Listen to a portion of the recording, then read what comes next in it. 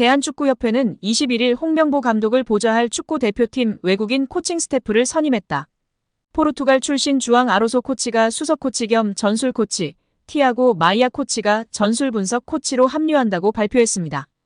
홍명보 감독은 선임 후 외국인 코치 선임 작업을 위해 해외 출장을 나섰는데요. 스페인, 포르투갈에서 후보들을 만났고 포르투갈 출신 코치들로 외국인 코치진을 확정했습니다. 아로소 코치는 2003년부터 지도자 생활을 시작했습니다.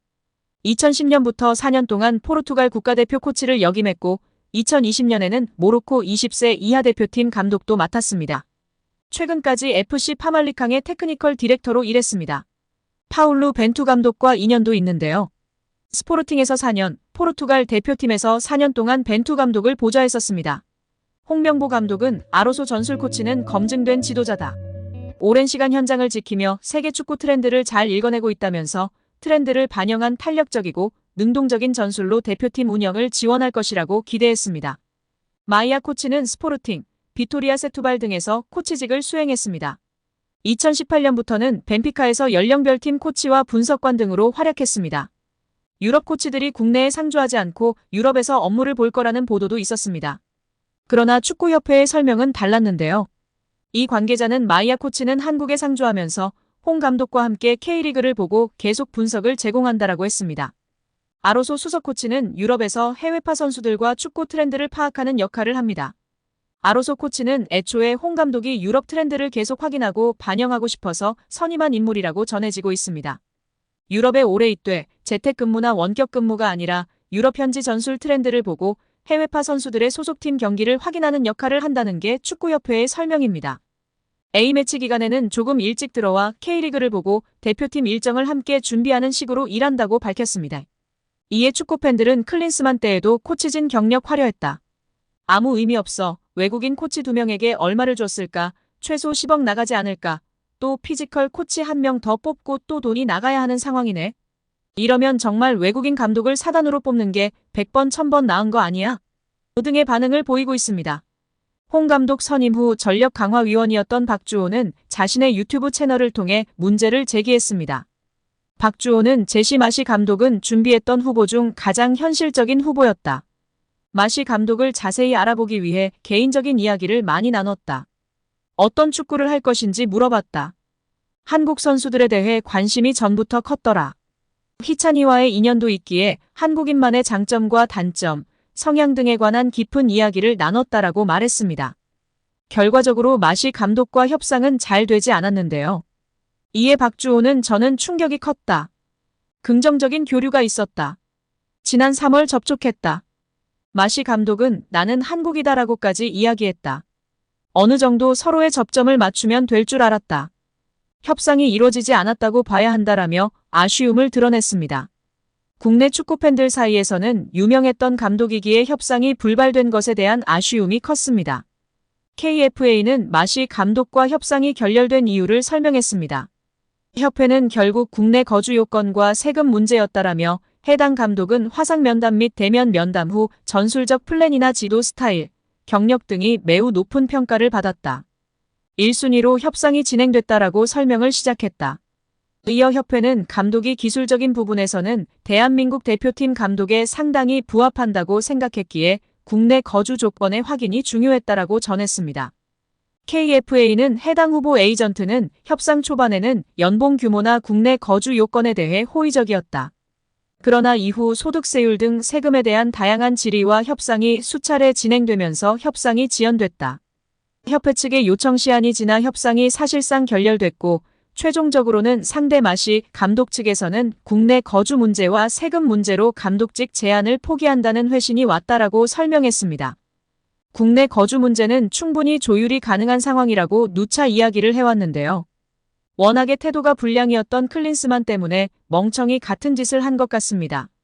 365일을 국내에 있어도 K리그 안 보고 일 안 하면 말짱 도루묵입니다. 세금 문제가 걸려서 1년에 반만 있거나 중간중간 움직이는 게 뭐가 문제가 됩니까? 지금 제시 마시는 캐나다 맞고 코파 끝나자마자 리그 보러 갔다고 합니다. 본인의 휴가를 반납하고요. 세금 문제도 조율해서 다 막을 수 있는 문제입니다. 큰 문제가 아닌 것이 분명하다는 것이 모든 전문가가 한 목소리로 말하고 있습니다. 즉 협회 자체에서 마음이 없었다. 협상 의지가 약했다밖에 라고 볼 수 없습니다. 홍명보 축구대표팀 감독을 전술적으로 돕는 중책을 맡은 포르투갈 출신의 주앙 아로소 수석 코치는 자국 축구판에서 꾸준히 활동해온 중량감 있는 지도자입니다. 21일 대한축구협회가 아로소 수석 코치 선임을 발표하면서 함께 공개한 프로필 자료를 보면 그가 불과 3개월 전 포르투갈 구단 파말리캉의 테크니컬 디렉터 자리를 맡은 점이 눈에 띕니다. 파말리캉은 1931년 창단에 100년 가까운 역사를 지녔으나 2018년 이스라엘 출신 사업가 아이단 오페르가 소유한 퀀텀 퍼시픽 그룹에 인수된 뒤 운영에서 큰 폭의 변화를 거친 사실상의 신생 구단입니다. 오페르는 스페인 B클럽 아틀레티코 마드리드 지분도 33% 가지고 있을 정도로 축구 사업에 진심인 것으로 알려졌습니다. 아로소 수석 코치는 오페르가 선택한 지도자입니다.